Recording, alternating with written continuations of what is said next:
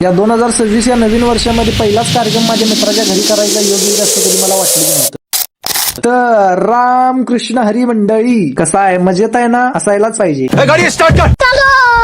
लोक यशाच्या दिशेने जातात, चांगल्या चांगल्या वाटेने जातात, चांगल्या मार्गाने जातात, पण आमच्या वाटेला कायम दगाड धोंड वगैरे असलंच असतं. तर मग चला म्हटलं पहिल्यांदा जरा पेट्रोल टाकून घेऊया, गेल्यावर अडचण नको. आणि असं या खेड्यापाड्याच्या रस्त्याने गाड्या चालवायला लई भारी वाटते, वळणं वाकडी असते. तर आपण आलो होतो धोंडवाडीमध्ये, पण या धोंडवाडी गावामध्ये जिकडे बघील तिकडे सगळं धोंड जाईल, म्हणूनच या गावाचं नाव बहुतेक धोंडवाडी पडलं असतं. ते काय तर असू दे, पण या गावातली माणसं मात्र दिलदार आहेत. आणि हे आहे आपल्या मित्राचं घर, आणि त्यांच्या आजीच्या पुण्यतिथी निमित्तच हा कीर्तनाचा सोहळा होता. उगा उशीर न लावता आपण बी पकवात तेन लावून घेतला. तोपर्यंत इकडं आलं बघा विनायक महाराज. गावाच्या शेजारलाच राहून पाक कीर्तन चालू व्हायच्या टायमिंगला आले, आणि झाली बघा कीर्तनाला सुरुवात. आणि आज कीर्तन होतं रोहित महाराज माळी यांचं, आणि हाय बघा आपला जिवलग मित्र, यांच्याच आजीच्या वर्ष श्राद्धानिमित्त कीर्तन आहे. भावानं नियोजन पण खट्ट लावलं होतं, सिस्टीम, मंडप, जेवण, हा खतरनाक. तोपर्यंत इकडे फुलं टाकायचं टायमिंग झालं होतं, आणि आतमध्ये बामन काका आपलं मंत्र म्हणायला चालू केलं. कीर्तन झालं आणि या दोघांनी आपलं मैफिल बसवली बघा.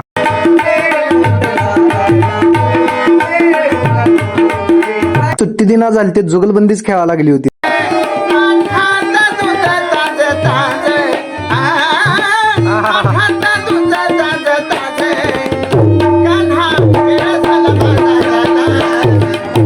एक झाल्यावर एक, सुट्टीच नाही. यांचं ऐकून बाद झालं, म्हणून जेवण करायला बसलो. जेवणाच्या सुरुवातीला असं वाटायला लागलं होतं की डायट आहे, पण नुसता काकडी आणि गाजर हे असलंच दिलं होतं. आणि परत आली बघा बासुंदी. जेवण पण केलो, सगळ्याबरोबर गप्पा मारलो, थोडा वेळ थांबलो आणि निघालो बघा माघारी. धोंडवाडीच्या डोंगरात असला भारी व्ह्यू दिसा लागला होता, पण माझा मोबाईल काय ते कॅप्चर करू शकला नाही. या पवन चेकीनं काय अंगावर वकून घेतली, कसली घाण करून घेतली. जाऊ तिकडे, तुम्हाला काय करायचंय मी सांगतो काय करायचंय. वाडीवरच्या ब्लॉगरला फॉलो करा.